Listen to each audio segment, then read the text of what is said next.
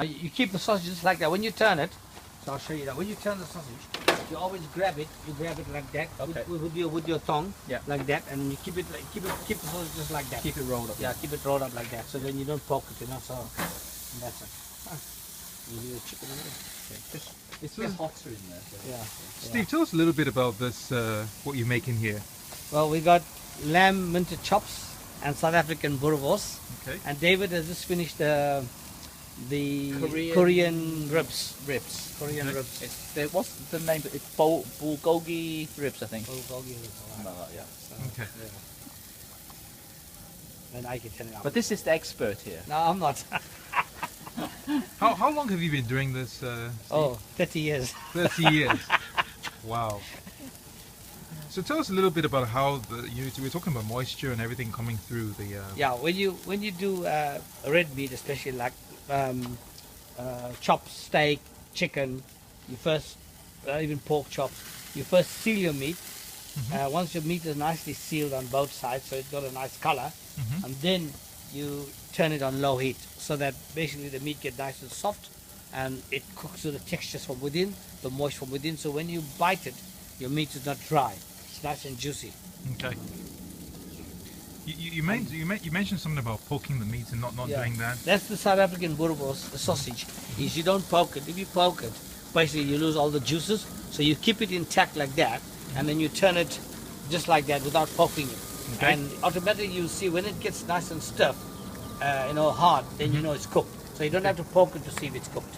Because if you poke it, you lose all the flavor and all the juices out. Okay. And you mentioned it kind of dries out. It dries out, yeah. It's not that nice.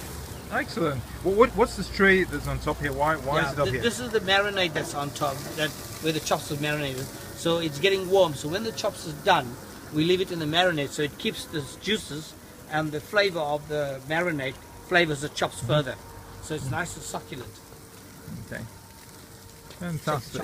Maybe you can see Well, David, this is a real lesson that we're all getting here. Yeah. Not quite yet. Not quite yet, no. Right? But I can turn it Turn back. higher, turn higher. Yeah. Okay. It must get nice and brown, like that color.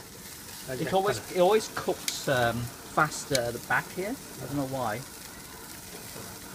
So I sort of rotate them. Okay.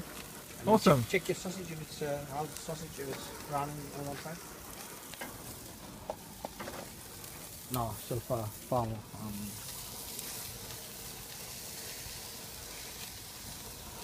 Yeah, Will there be any need to actually cover it and? no, not at the moment. No. Okay. No. Well, why do people do that? I mean, there's times you have the meat in there, the cover, to check the temperature and do all that. Why are we not doing that? Well, it's different methods of cooking, and some people depends what you're cooking. If you're gonna cook a big piece of pork, then obviously it's gonna be like an oven roast. Okay. And if you're doing like an oven roast type, then you have to close it. Okay. But this is a barbecue or a braai, where it's an open fire, so you're not doing oven roast. And if you want to do big joints, like a whole lamb, leg of lamb, or a whole chicken, or maybe a half a pig or something, then you have to close it so that you get the even temperature, and then you play around with the temperature so that it cooks slowly and it cooks nicely. Okay. Fantastic. Awesome. All right. Thank you, everyone. It's been a great lesson. See you guys on YouTube. Bye.